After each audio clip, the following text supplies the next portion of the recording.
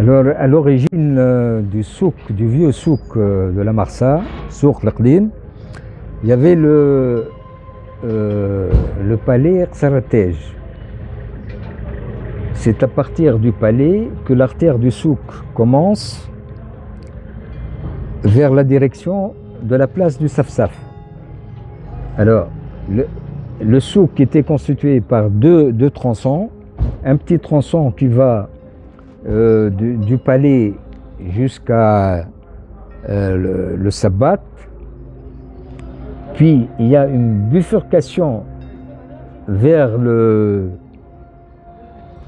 la place du Safsaf en passant devant la porte de la mosquée. Alors il s'agit d'une artère à la fois commerciale dans les magasins au rez-de-chaussée et résidentielle sous forme de halli au-dessus des magasins. C'était donc le souk, cette artère commerciale, elle aboutit à la place du Safsaf. Donc, place du Safsaf et le souk formaient le premier noyau urbain de la Marsa. Parce qu'avant, il y avait la Marsa était une zone, disons, semi-rurale. Donc, c'est grâce à ce premier noyau urbain que la Marsa s'est transformée en une petite entité urbaine sous forme de localité.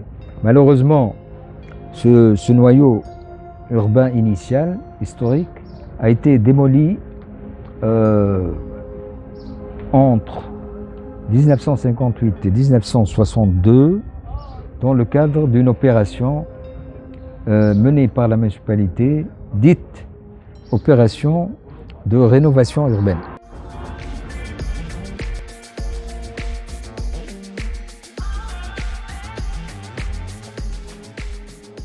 Alors, la place du Safsaf, c'est la seule place qui existe dans la ville, place digne de ce nom, en ce sens qu'elle est quasi fermée, en étant limitée par le café du Safsaf, café Hawass, et l'immeuble Khaznadar devenu l'immeuble Sherif. C'est un espace qui s'apprêtait à l'organisation de manifestations populaires comme la fête de la vigne, Halqat al-Anab, la projection de films en plein air sur l'immeuble Sherif, et puis Kharja de la Aïssaouia. Quoi d'autre? Il y avait aussi l'organisation de concerts, de musique. Donc c'est une place de réjouissance populaire et de manifestation, disons, culturelle.